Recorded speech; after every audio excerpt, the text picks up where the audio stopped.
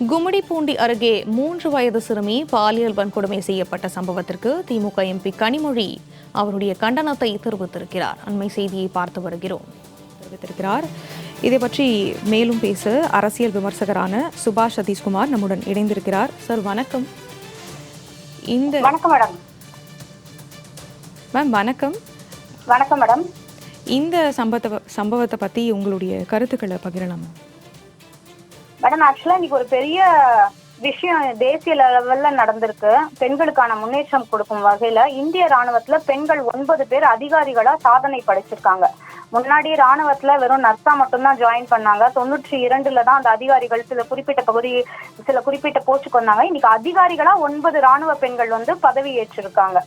இது ஒரு தேசிய லெவல்ல பெண்களுக்கான ஒரு சாதனையா பார்க்கப்படுது. இதே நேரத்துலதான் கடந்த 5 ஆண்டுகளாக பாக்குறோம், முன் எப்போதும் இல்லாத அளவுக்கு தமிழகத்துல பெண்களுக்கான ஒரு பாலியல் வன்புணர்வு, ஒரு ஹராஸ்மெண்ட், விமன் ஹராஸ்மெண்ட், அதுவும் குறிப்பா கூட்டு பாலியல் வன்புணர்வுங்கிறது அதிகமா இருக்கு.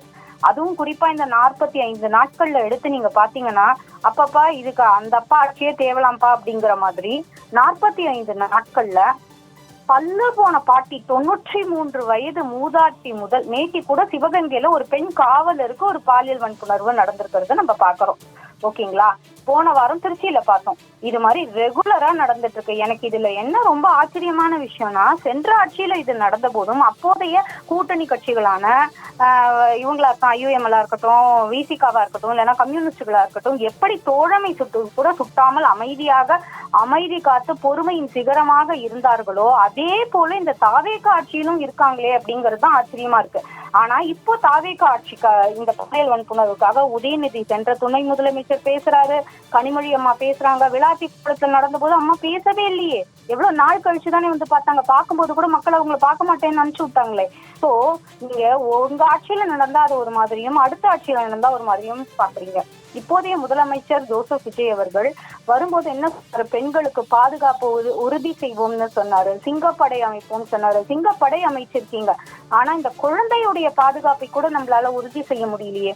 இந்த இஷ்யூலயே பாத்தீங்கன்னா, பக்கத்துல இருக்கிறவங்க எல்லாம் வேலைக்கு போறவங்க குழந்தைங்க எல்லாம் விட்டுட்டு வேலைக்கு போறோம், எங்களுக்கான குழந்தைகளுக்கான உத்தரவாதம் என்ன, பாதுகாப்பு என்ன அப்படிங்கிற ஒரு கேள்வியை முன் வச்சிருக்காங்க.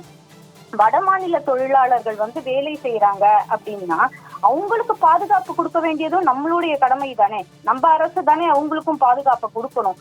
அவங்க குற்றவாளின்னு ஈஸியா இன்னொருத்தர் மேல நம்ம ஒரு குற்றத்தை சுமத்திட்டு போக முடியாதுல்ல. ஒரு 3 வயசு குழந்தைக்கு கூட நம்மளால ஒரு பாதுகாப்பு கொடுக்க முடியல அப்படின்னா, முன்னாடி எல்லாம் தேசத்துல எங்கேயாவது ராஜஸ்தான்ல இல்ல வட மாநிலங்கள்ல எங்கேயாவது இந்த மாதிரி கூட்டு பாலியல் வன்புணர்வு செய்தி நம்ம அடிக்கடி கேள்விப்படுறோம். ஆனா தமிழ்நாட்டுல இப்ப டெய்லி ஒண்ணு கேள்விப்படுறோம். அதுதான் ரொம்ப வருத்தமா இருக்கு.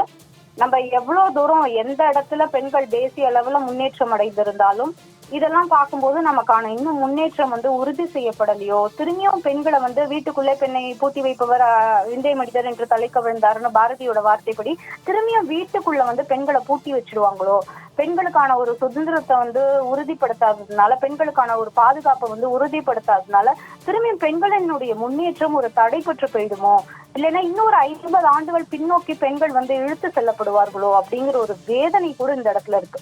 எல்லாராலையும் இப்போ எப்ப குழந்தைங்க போனாலும் பாதுகாப்பு அதெல்லாம் இல்ல. ஒரு ப்ராப்பரா அவங்க வெளியில போல செய்யல. நீங்க பெரிய பசங்க போனா ட்ரெஸ் சரியில்லைன்னு சொல்றீங்க, சின்ன குழந்தை அது என்ன பண்ணும்? சோ ஒரு கழிப்பறை வசதி, அடிப்படை வசதி. விளாத்தி குளத்துல இந்த சம்பவம் நடந்த போது இன்னும் டாய்லெட் இல்ல அப்படின்னு பேசினாரு இதே சிஎம் நிறைய இடத்துல. ஆனா இன்னைக்கு சென்னைக்கு மிக அருகில் கும்மிடிப்பூண்டியில் டாய்லெட் வசதி இல்ல. அதை யார் பேசுவாங்க? அதுவும் நம்மளுடைய கடமை தானே. மக்களினுடைய பாதுகாப்பை உறுதி செய்ய வேண்டிய இடத்தில் இருக்கும் தமிழக அரசு அதை இன்னும் கூட சற்றே கடுமையாக தண்டனைகளை நீங்க படையமைத்தால் மட்டும் போதாது, சிங்கப்பெண் படையமைத்தால் மட்டும் போதாது, சற்றே கடுமையாக தண்டனைகளை இன்னும் வலிமையானதாக, இன்னும் நேரத்துல ரொம்ப குறுகிய நேரத்துல. ஏன்னா இன்னைக்கு நீதிமன்ற வழக்குகள்ல நம்ம பாக்குறோம், பாலியல் வழக்கு எவ்வளவு தூரம் நிலுவையில் இருக்கு, எவ்வளவு தூரம் குற்றம் சாட்டப்பட்டவர்களுக்கு தண்டனை எவ்வளவு வேகமா கிடைச்சிருக்கு. அதிமுக காலத்துல ஒரு பொள்ளாச்சி ஒரு சம்பவம்னா, இப்போ தாவேகால சேலத்துல ஒரு சம்பவம் அதை விட மோசமாக நடைபெற்று கொண்டு இருக்கு. ஊடகங்கள் யாருமே பேச மறுக்கிறீங்க. 1-2 ஊடகங்களை தவிர நீங்க பேசுறது பிரச்சனை கிடையாது. இவங்கதான் குற்றவாளின்னு தெரிஞ்சுட்டா தண்டனைகள் கடுமையாக்கப்பட வேண்டும். குறிப்பாக பாலியல் வன்புணர்வு, கூட்டு பாலியல் வன்புணர்வு, அந்த மாதிரி விஷயங்களுக்கான தண்டனைகள் மிக கடுமையாக தமிழகத்தில் இந்திய அளவில் அரங்கேற்றப்படுமானால் பெருமளவில் இந்த குற்றங்கள் குறையலாம் அப்படிங்கிற ஒரு பார்வையை நான் இங்க வைக்கணும்னு விரும்புறேன். இரண்டாவது ரீசன், காஞ்சா. நீங்க சிறப்பு படைங்கிறீங்க, போதைங்கிறீங்க, 717 டாஸ்மாக முடிப்போங்கிறீங்க. இன்னைக்கு ஆர்டிஐல ஒரு இன்ஃபர்மேஷன் நம்ம ரைட் அவுட் பண்ணி கேட்டோம்னா 717 லிஸ்ட் அவுட் கொடுங்கன்னா இது தணிக்கைக்கு உட்பட்டது, அதனால இப்போதைக்கு எங்களால தர இயலாதுன்னு ஒரு வாரம் கழிச்சு பதில் வருது ஆர்டிஐல என்னென்ன டாஸ்மாக் கடைகள் மூடப்பட்டிருக்குன்னா.